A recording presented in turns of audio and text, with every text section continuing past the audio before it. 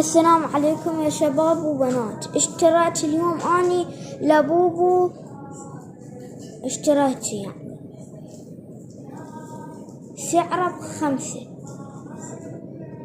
هذا يا باعوه.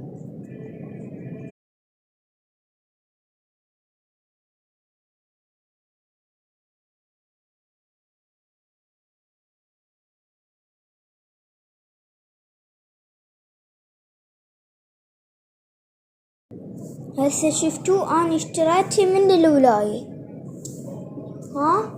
يعني هدا صدور هو هن كانن مفتوحات على شكل ميدالية صغار، فقلت البيش لابوه هو هيك قال لي لو ب7 لو ب6 هيك، انا شاق وياكم ب5. فابو الكرتون قال لي ب7 والمفتوح ب6. انا اشتريت يعني ب7 او ب6. هديك ابو الكرتون نوعية ثانية. فجأة هو ما شفت عنده ابو الكرتون، شلون اعطاني ابو الكرتون؟ بس انا قلت له اريد هذا الازرق ابو الكرتون، هو اعطاني. يعني هاكو نوعيات كرتونة لابوبو هواية. يعني اذا تدرون يا شباب، اني هسه مشتري من الولاية، يعني مو كذب. يعني يا شباب شنو اسوي لكم؟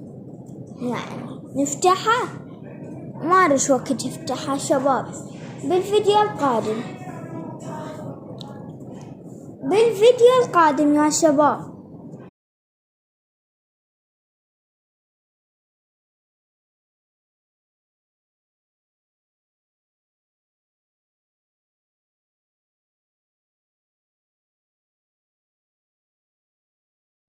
هو اني هذا مثل ما قلت لكم عليه، واني مشتريه يعني، بس راح افتحه ما ادري شو وقت، يمكن 1 2.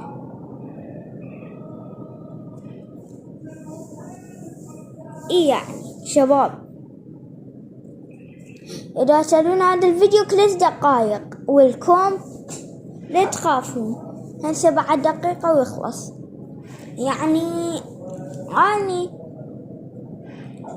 الفلوس هذني مشتري بيهن، نجمع فلوس قاستي